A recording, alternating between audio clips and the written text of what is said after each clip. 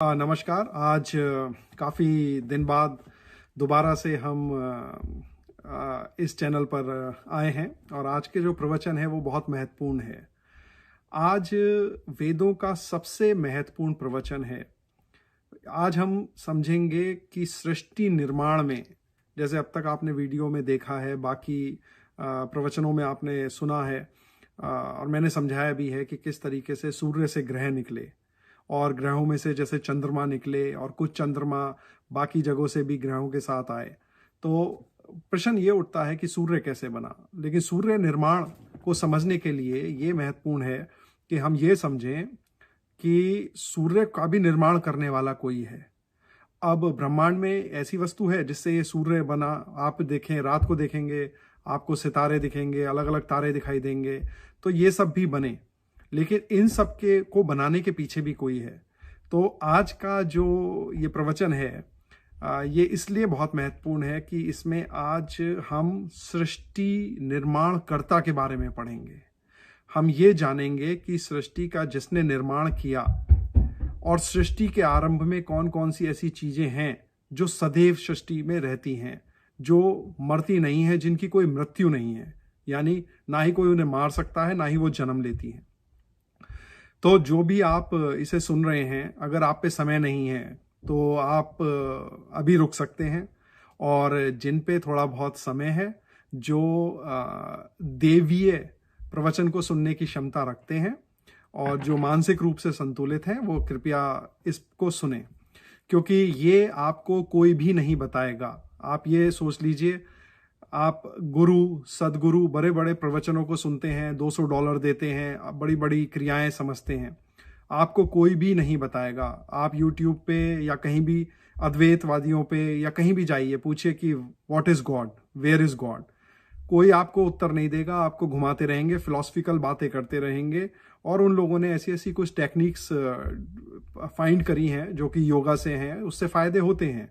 और ये एक बहुत स्वाभाविक चीज है आज के समय में, जब मानसिक रूप से व्यक्ति असंतुलित है और जब मनुष्य ये नहीं समझ पाता है कि करना क्या है, क्योंकि मेटेरियलिस्टिक थिंग्स लाइक पैसे वगैरह के पीछे पागल हुआ पड़ा है, तो दिमाग डिस्टर्ब हो ही जाता है, नेचुरल है। ऐसे में अगर आप किसी को भी कहेंगे कि 20 मिनट शांत बैठिए, तो नेचुरल है कि बॉडी की सब चीज़ें शांत होने लगेंगी, आपका मस्तिष्क शांत होने लगेगा, ब्लड प्रेशर शांत होने लगेगा, और जब आप टेस्ट करेंगे तो उसके रिजल्ट भी पॉजिटिव ही आएंगे। ठीक है। तो लेकिन ये जो आज का लेक्चर है, ये आप कहीं भी नहीं सुन पाएंगे और ना ही आपको कोई गुरु सदगुरु बताएगा, क्योंकि ज़्यादातर सभी एंटी वैदिक थॉट पढ़ा रहे हैं।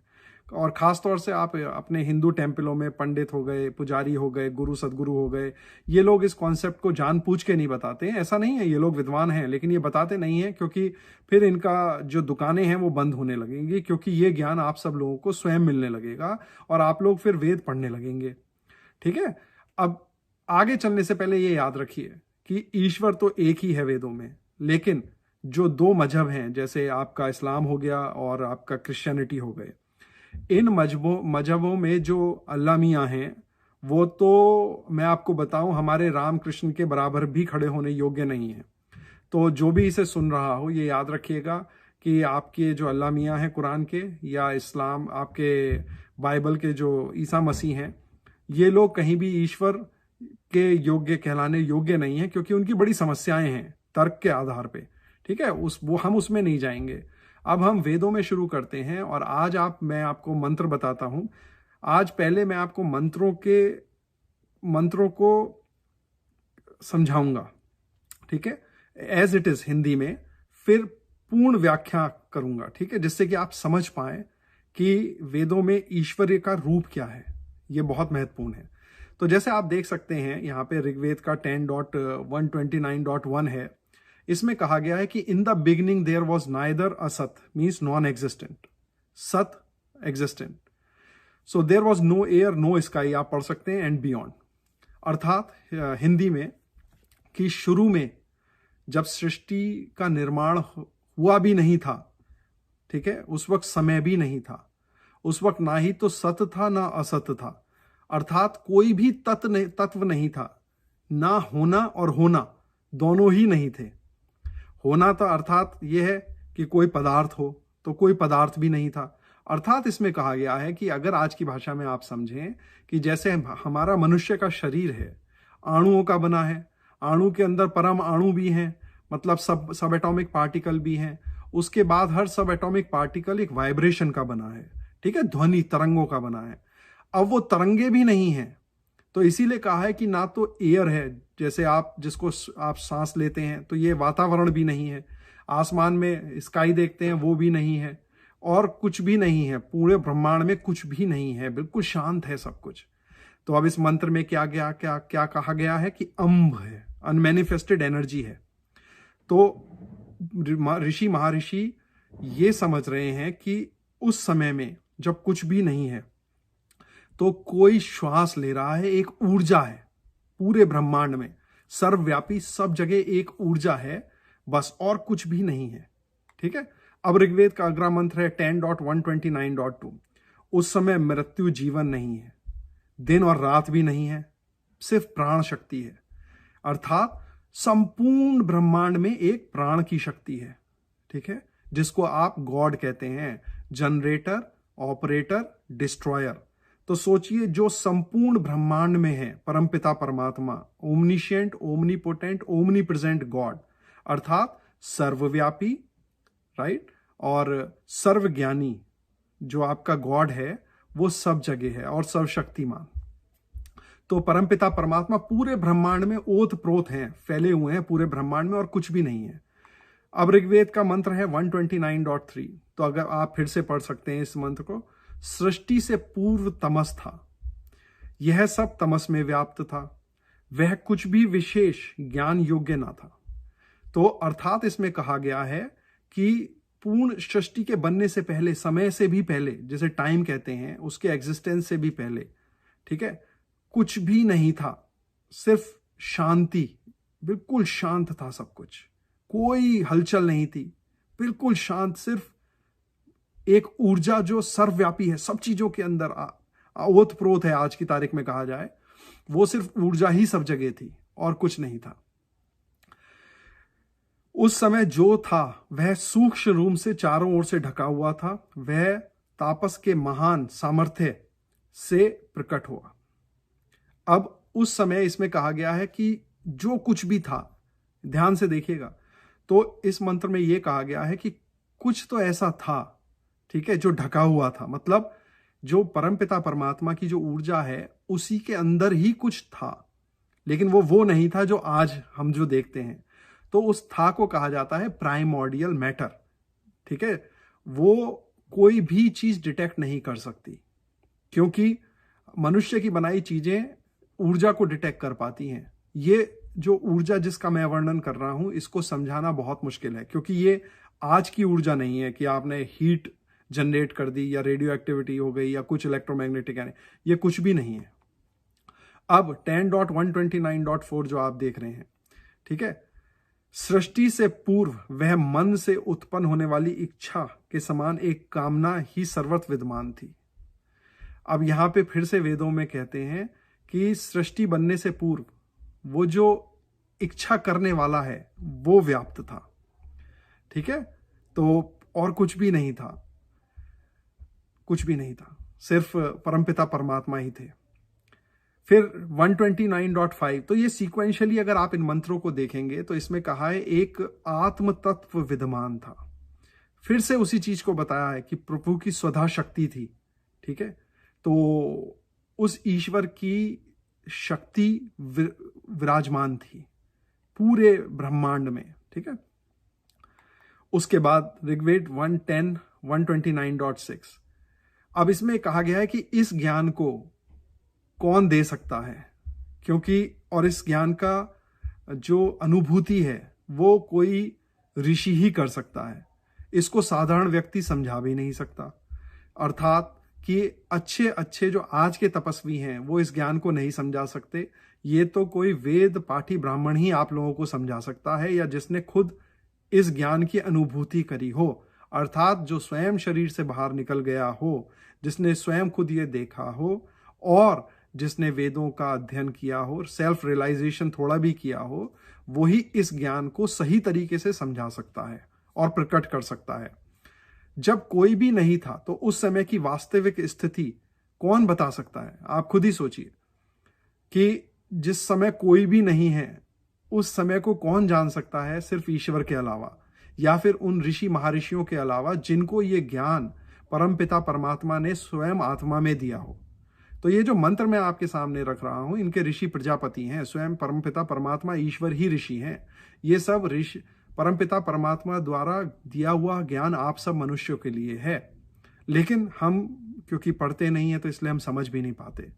फिर 129.7 में देखिए क्या होता है। जो इस सृष्टि का संचालक है, जो धारण कर रहा है, वही सब तत्वों को जानता है। तो इस मंत्र में यह कहा गया है कि भाई जिसने ये पूरा ब्रह्मांड धारण किया है, अर्थात जो परमपिता परमात्मा है, जो कि मल मूत्र मनुष्य, पेड़ पौधे, ग्रह इत्यादि सब में ओतप्रोत है। तो ये कहा गया है कि जो ईश्वर हैं वो सब चीजों के अंदर बाहर हैं। ऐसा नहीं है कि वो सिर्फ एक ही जगह केंद्रित हो जाते हैं, वो पूरे ब्रह्मांड में ऊर्जा फैली हुई है, ठीक है। और वो हर चीज के अंदर है, गंदी बुरी, क्योंकि जो हर चीज के अंदर होता है वो कभी एक जगह केंद्रित नहीं हो सकता। इसका अर्थ ये भी है कि परमपिता परमात्मा अजन्मे हैं, मतलब माता की कोख में ईश्वर नहीं आता। और वो इसलिए नहीं आ सकता क्योंकि ईश्वर को माता की कोख में आने के लिए केंद्रित होना पड़ेगा, मींस एक ही जगह पे रहना पड़ेगा। तो सोचिए वो पूरी ऊर्जा अगर केंद्रित होकर शरीर के अंदर आ जाए, एक बार हाइपोथेटिकल केस सिनेरियो बनाइए, तो पूरा ब्रह्मांड गिर जाएगा, क्योंकि परमपिता परमात्मा सब जगह सर्वव्यापी हैं, सब ग्रहों के अंदर हैं। इसीलिए आप देखिए सूर्य अपनी कक्षा में है, धरती अपनी कक्षा में, सब कुछ अपनी अपनी जगह पे बिल्कुल सही तरीके से चल रहा है, ठीक है, क्योंकि वो परमपिता परमात्मा सब जगह है, तो एक बैलेंस बना के पूरे ब्रह्मांड में रखा हुआ है। अब माता की कोख में अगर आने के लिए ईश्वर को जन्म लेना पड़ेगा तो उसे बच्चा बनना पड़ेगा, एक ही जगह केंद्रित होना पड़ेगा, सब कुछ गिर जाएगा। ये तो एक एग्जाम्पल के तौर पे समझाने की कोशिश करी गई है। थोड़े से भी बुद्धि से अगर आप समझेंगे तो वो ईश्वर को आने की जरूरत ही नहीं है, वो तो माता की कोख में पहले से ही है।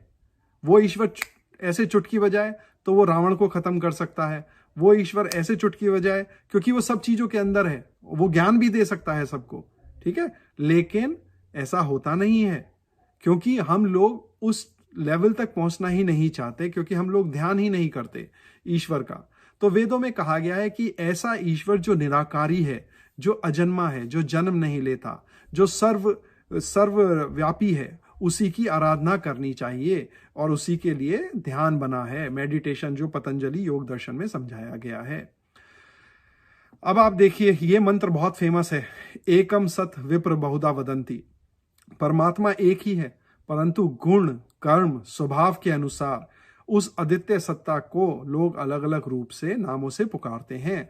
तो जैसे हमारे ब्रह्मा विष्णु महेश हुए, तो ये इसी तरीके से हिंदू धर्म में ईश्वर के 100 नाम हैं। आप क्योंकि ईश्वर के अलग अलग गुण हैं। अब सोचिए जो सर्वव्यापी परमपिता परमात्मा है, वेदों के अनुसार जिसका नाम ओम है, ठीक है, ओम सबसे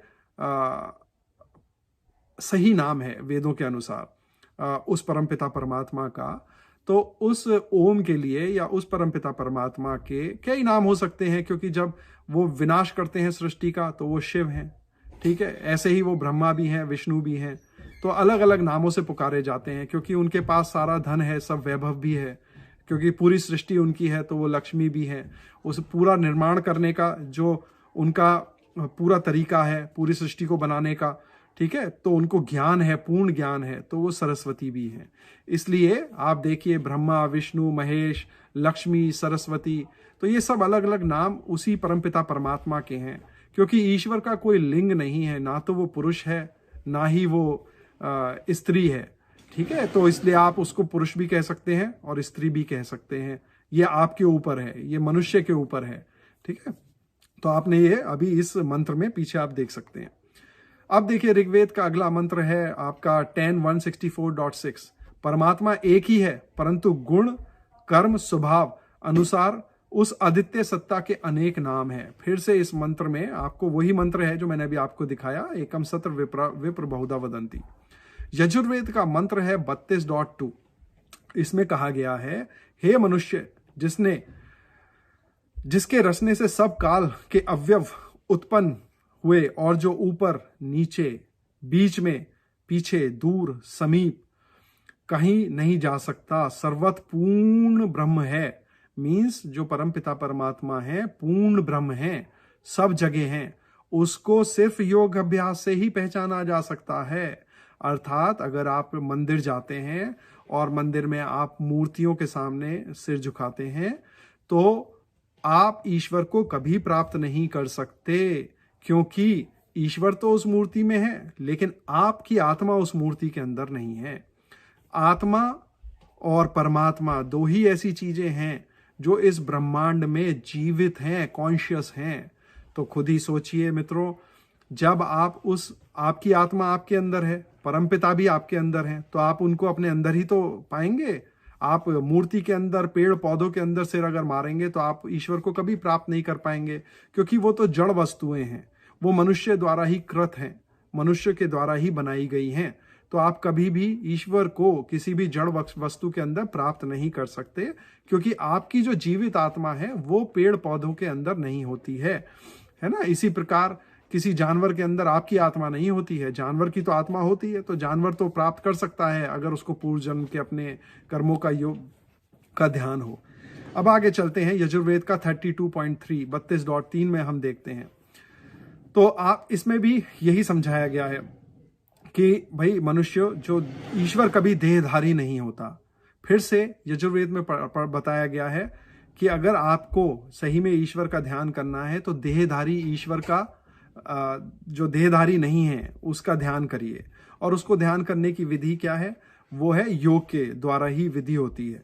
तो जो मनुष्य ऐसे ईश्वर का ध्यान करता है वो पाप मुक्त हो जाता है, उसके पाप जो हैं वो धीरे धीरे स्वयं खत्म होने लगते हैं, क्योंकि वो ईश्वर के करीब जाने लगता है। अब प्रश्न ये उठता है कि भाई जो परमपिता परमात्मा हैं, जो कहीं दिखाई नहीं देते, ठीक है, लेकिन जो सर्वव्यापी हैं, उनका ध्यान कैसे किया जाए? उनको ध्यान करने की विधि जो है पतंजलि योग दर्शन में बहुत साफ साफ लिखी है, जिसका आप उपयोग कर सकते हैं और आप भी ध्यान कर सकते हैं। ज्यादा समय नहीं लगता, 20-25 मिनट में ही हो जाता है। आप देखिए, राम कृष्ण जितने भी हैं जो महापुरुष हैं वो सब ओम का नाद करते हैं, ओम की ही पूजा करते हैं। तो वो वैसी शक्तियां भी अर्जित करते हैं, क्योंकि आप जैसे व्यक्ति को पूजेंगे रहेंगे, उसके साथ आपका आचरण भी धीरे धीरे वैसा ही होने लगेगा। इसीलिए अगर आप परमपिता परमात्मा जो हैं उनका ध्यान करते हैं तो आपको वैसे ही ज्ञान भी आने लगेगा। तो ऐसे ही ईश्वर की हमें निरंतर उपासना करनी चाहिए। अब ये बहुत महत्वपूर्ण है जो मैं अब आपको दिखाने जा रहा हूं। ये सारा आज का जो व्याख्यान है वो इस मंत्र पे आके रुक जाता है। तो आपने देखा होगा जैसे अद्वैतवादी हैं, भ्रम में दुनिया को डाल देते हैं कि भाई सब कुछ ब्रह्म है, मतलब आप भी ब्रह्म हैं। तो वो ये नहीं कभी समझ पाते कि अगर आप ब्रह्म हैं और ईश्वर तो ब्रह्म है ही, तो सब कुछ ही अगर ब्रह्म है तो ये गलतियां कौन कर रहा है, ये रो कौन रहा है, दुखी कौन हो रहा है, बच्चों के लिए कौन जीवित जी रहा है, गुस्सा कौन हो रहा है, जो अलग अलग भावनाएं हैं जैसे इमोशंस हैं, सेक्सुअल भावनाएं हैं, ये सब कैसे आ रही हैं मनुष्य के अंदर? तो ये तो ईश्वर में आ नहीं सकती। फिर वो कहते हैं बीच में माया आ जाती है, ठीक है, वो माया को भी नहीं समझा पाते। वो कहते हैं कि भाई हम सब लोग माया में घिरे हुए हैं, इसीलिए हम अपना जो असली सेल्फ रियलाइजेशन है, जो ब्रह्म तत्व है, हम उसे नहीं ढूंढ पाते। तो आप अगर ये बताइए कि अगर हम माया में ढके हुए हैं, ठीक है, तो यानी ईश्वर माया में ढका हुआ है, क्योंकि अगर हम सभी ईश्वर हैं या ब्रह्म हैं तो फिर हम सब माया में ढके हुए हैं, तो ईश्वर सर्वशक्तिमान नहीं हुआ, वो अपनी माया में ही ढक गया। ठीक है, तो ये याद रखिएगा, वेदों का ईश्वर सर्वशक्तिमान है, ओमनिशिएंट, ओमनीपोटेंट, ओमनीप्रेजेंट, सर्वशक्तिमान है, सर्वव्यापी है और सर्वज्ञानी है, कोई गलती नहीं करता है। वो सब जनों को, चाहे चोर हो, उचक्के हो या बहुत अच्छे मनुष्य हो, सबको एक समान रूप से ही प्रेम करता है वेदों का ईश्वर। तो ये जानना बहुत जरूरी है। ये जो अद्वैतवाद है वो एक और उदाहरण देते हैं कि भाई ये उसी प्रकार से है जैसे मकड़ी के अंदर से जाला निकला, लेकिन वो ये नहीं समझ पाते कि भाई जाला तो मकड़ी ने भोजन खाया, भोजन खा के उसको पदार्थ बना, फिर उसने वो पदार्थ बाहर निकाल दिया। तो आपने देखा भोजन से मकड़ी बनी, उसी भोजन से वो पदार्थ बना और पदार्थ बाहर निकाल दिया। तो यहाँ पे भी दो चीजें हैं, एक तो मकड़ी का जीवन है, ठीक है, वो जीवन अलग तत्व है, और पदार्थ जो मैटर है वो अलग तत्व है। अब ये मंत्र बहुत इंपॉर्टेंट है, आप इस मंत्र को देखिए, ये ऋग्वेद का 164:20 मंत्र है और ये सबसे महत्वपूर्ण मंत्र है। इसमें साफ साफ बताया गया है कि सृष्टि में तीन चीजें हैं जो कभी भी जिनका विनाश नहीं होता, जो अजन्मी हैं। सबसे पहले है परमपिता परमात्मा, दूसरे है आत्मा, और तीसरी है प्राइमोर्डियल मैटर। ये तीनों अनादि हैं, नित्य हैं। ये ना ही तो जन्म लेते हैं और ना ही ये मृत्यु को प्राप्त करते हैं। ये सृष्टि चक्र में इसी प्रकार से चलता जाता है। अब ये होता क्या है, आप ये समझिए। आपने हमेशा सुना होगा, जैसे अद्वैतवाद कहते हैं कि सब कुछ ब्रह्म है, ठीक है, लेकिन कहीं सुना होगा आपने कि द्वैतवाद भी है, उसमें कहते हैं कि भाई ब्रह्म है और आत्मा है। लेकिन वेदों के अगेंस्ट हैं ये सब, ये वेदों के विपरीत फिलॉसफीज हैं। इसीलिए हिंदू सनातन धर्म का विनाश हुआ और हो रहा है, क्योंकि कोई भी वेदों को पढ़ना नहीं चाहता। अब इसी मंत्र में परमपिता परमात्मा समझाते हैं, अब ईश्वर से बड़ा तो कोई होता नहीं है, और कोई भी तर्क जो है, इस वेदों में कहा गया है कि तर्क की धार पे चलना सीखिए, ठीक है। अब इसमें कहा है कि परमपिता परमात्मा, आत्मा और प्रकृति, प्राइमोर्डियल मैटर, प्रकृति, ये प्रकृति जो आप देख रहे हैं, जब ये बिल्कुल शांत होती है सृष्टि के आरंभ में, तो इसे प्राइमोर्डियल मैटर मतलब प्रकृति कहा जाता है। तो जब मैं प्रकृति कहूंगा तो प्राइमोर्डियल मैटर अर्थात कुछ भी नहीं बना, ये सब कुछ ऐसे ही शांत स्थिति में है। ये समझना इसलिए भी महत्वपूर्ण है क्योंकि जब बाद में मैं आपको क्रिएशन बताऊंगा सूर्य तक का, तो ये सब कॉन्सेप्ट्स काम आएंगे, इसलिए ये व्याख्यान बहुत महत्वपूर्ण है। तो होता क्या है, आप इसे ऐसे समझिए, परमपिता परमात्मा सर्वव्यापी हैं। उनकी प्रॉपर्टीज क्या हैं कि हमेशा bliss, omnipotent, omnipresent, omniscient and blissful, कोई गलती नहीं कर सकते। आत्मा जो शरीर के अंदर है, ऐसी आत्मा बहुत सारी हैं। आत्मा आपने देखा होगा गलती भी करती है, इमोशंस भी है, फीलिंग्स भी है, दुख है, प्रेम है, तो आत्मा एक अलग एंटिटी हुई। तीसरी क्या है, प्राइमोर्डियल मैटर, जो कि इनर्ट है, मतलब जो प्रकृति है वो, उसमें जीवन नहीं है, कॉन्शियसनेस नहीं है, उसी से सब चीजों का निर्माण परमपिता परमात्मा करते हैं। अब प्रश्न ये उठ सकता है कि भाई ईश्वर जो है वो आत्मा का निर्माण क्यों नहीं करते? क्योंकि ये बहुत साधारण है। आप देखिए, अगर ईश्वर जो कि स्वयं सर्वव्यापी सब जगह है, पहले तो वो उसमें कुछ घट और बढ़ नहीं सकता, क्योंकि घटता बढ़ता उस चीज के अंदर है जिसमें से कुछ निकाला जा सकता हो या कुछ बनाया जा सकता हो। जो सर्वव्यापी सब चीजों के अंदर है उसमें से तो कुछ घटेगा बढ़ेगा नहीं। और फिर आप सोचिए, ईश्वर में से कोई अगर तत्व, एक बात को मान भी लिया जाए कि कुछ ईश्वर में से निकलेगा, तो वो ईश्वर ही होगा। और अगर दूसरा ईश्वर हो जाएगा तो पहला ईश्वर डिपेंडेंट, दूसरा ईश्वर या पहला ईश्वर एक दूसरे पे डिपेंडेंट हो जाएंगे। तो इसलिए ईश्वर जो है ओमनीपोटेंट नहीं हो पाएगा, सर्वशक्तिमान नहीं हो पाएगा, क्योंकि एक से ज्यादा ईश्वर हो जाएंगे, ठीक है। और अगर एक बार को सोच भी लिया जाए कि ईश्वर निकल गया एक ईश्वर के अंदर से, तो उसमें भी वही गुण रहेंगे, अर्थात ओमनीपोटेंट, ओमनिशेंट, ओमनीप्रेजेंट और ब्लिसफुल रहेगा, ठीक है। लेकिन हम आत्मा को देखा जाए तो आत्मा अगर निकलती ईश्वर में से तो उसमें वही गुण होने चाहिए थे, लेकिन वो गुण नहीं होते हैं। आत्मा सब चीजें करती है, अच्छा करती है, बुरा करती है, फीलिंग्स होती हैं, प्यार होता है, गुस्सा होता है, दुश्मनी होती है, तो ये सब चीजें आत्मा, मनुष्य की आत्मा ये करती है। इसीलिए वेदों में ईश्वर जो है, जो सर्वव्यापी है, हर चीज ईश्वर के अधीन है, लेकिन आत्मा का जो एक्शन है, आत्मा जो करेगी, क्रिया जो करना चाहेगी, उसमें ईश्वर कुछ भी इंटरफेरेंस नहीं करता है। अर्थात जो वेदों का ईश्वर है वो सिर्फ इतना बताता है कि हे मेरे पुत्र और पुत्री, आप अगर गलत कर रहे हैं, तो आपने देखा होगा कुछ आप गलत करने जाइए, एकदम से आवाज आती है ये गलत है, लेकिन फिर भी आप कर देते हैं, क्योंकि सिर्फ डायरेक्शन देना ईश्वर का कार्य है। लेकिन आत्मा जो है बिल्कुल स्वच्छंद है अपने क्रिया को करने के लिए। यह आपके ऊपर है कि आप उसे करें या ना करें, ठीक है, क्योंकि कर्म जो है ईश्वर के अधीन है, क्योंकि ऐसा सिस्टम ईश्वर ने बनाया है इस पूरे ब्रह्मांड में। लेकिन आत्मा कुछ भी करने के लिए स्वच्छंद है, मतलब फ्री है, कुछ भी कर सकती है। तो इस तरीके से हमने देखा कि ईश्वर में से आत्मा नहीं निकल सकती, क्योंकि आत्मा के गुण अलग हैं और ईश्वर के गुण, कर्म, क्रियाएं अलग हैं। अब ये सोचिए कि क्या आत्मा में से, ईश्वर में से प्रकृति निकल सकती है? नहीं निकल सकती, क्योंकि कॉन्शियसनेस है, जीवन जो जो चेतन है, चेतन में से कभी भी ऐसा पदार्थ नहीं निकल सकता जो मृत हो, इनर्ट हो, जिसमें कोई भी कॉन्शियसनेस ना हो।